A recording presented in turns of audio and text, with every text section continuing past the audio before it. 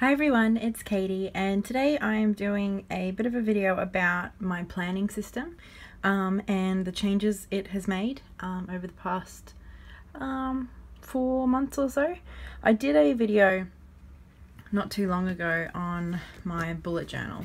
I've been bullet journaling for, I don't know, quite a while now. I started several years ago and then kind of went back and forth, and then I've been pretty dedicated to bullet journaling for I think about 2 years, and it was definitely a system that I adored and that I just felt really comfortable in.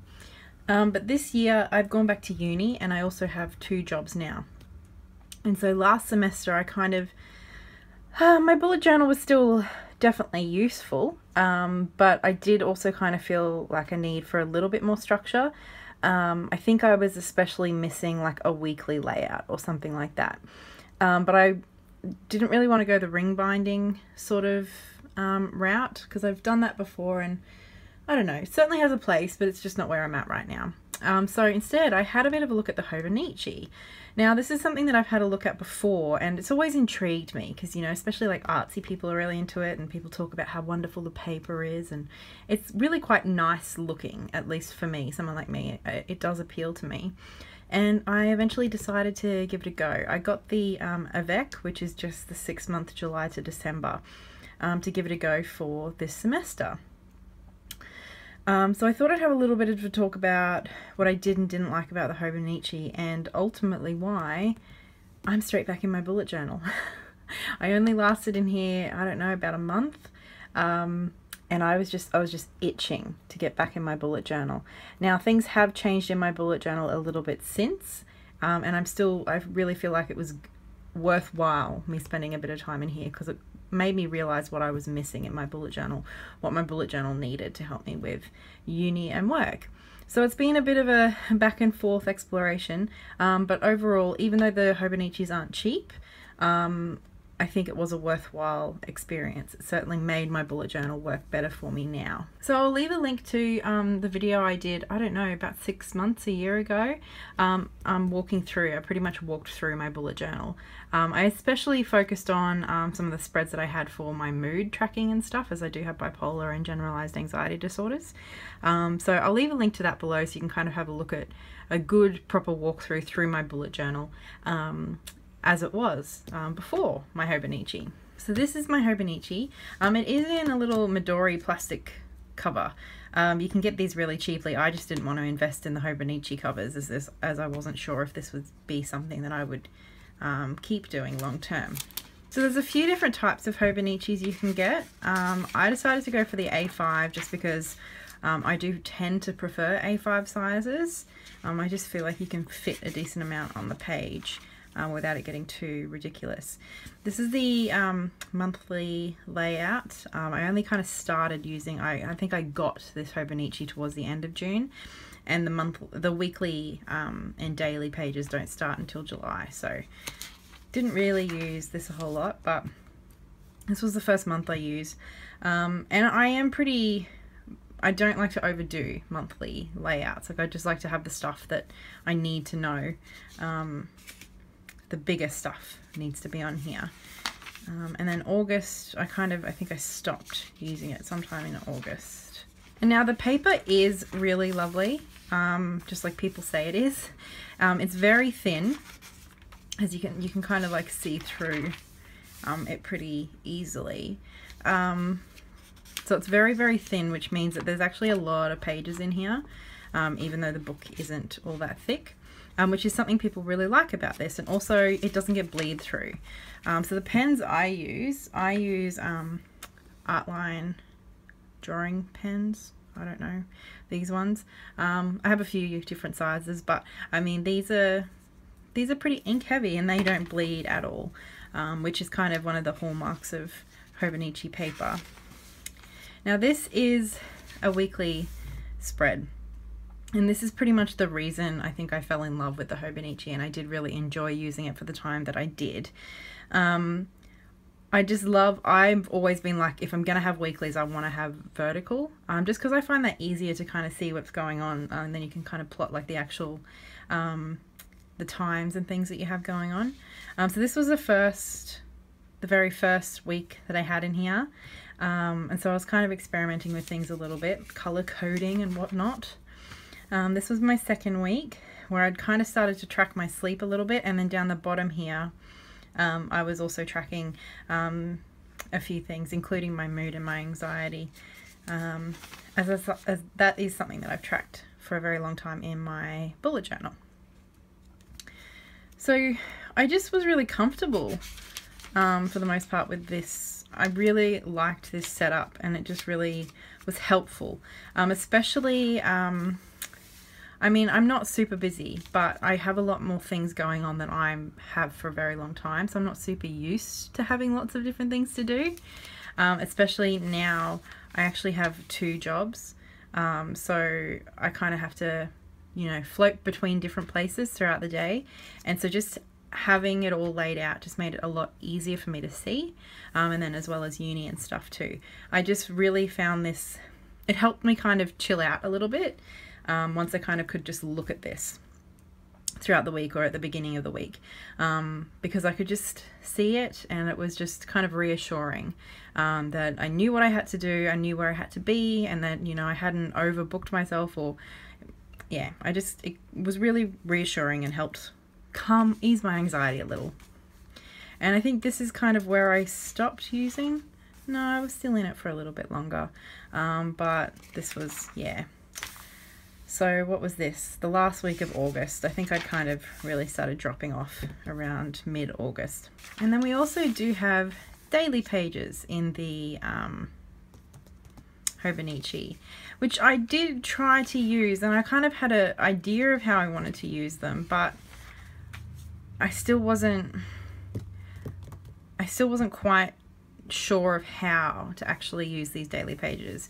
Like I kind of was planning to use them a little bit as in the same way that you would with a bullet journal, that, you know, you kind of just go through, and I thought that, you know, if I did have something on, you know, say the 12th, that I needed to kind of write about or whatever, I would use this page, but then any pages that I hadn't used before that, then I would use for whatever, if it was collections or anything like that, kind of as you would a normal bullet journal.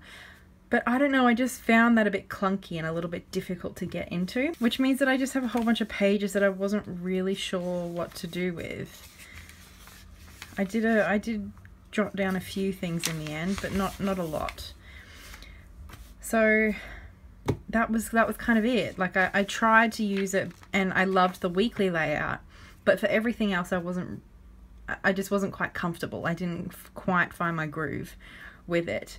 And also, as lovely as the paper is, it's so smooth, I think I didn't like it in the end. Like, I do like it, but I also don't like it. I didn't like how it wasn't super easy just to flick through. Like, if you're kind of just like running through stuff, either it doesn't really work or you end up really creasing the pages very easily.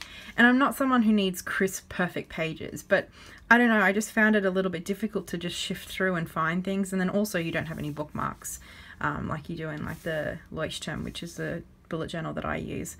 So I loved the weekly layout. I loved it, but I'm not someone who wants to have a whole bunch of different journals for, you know, my daily planner thing.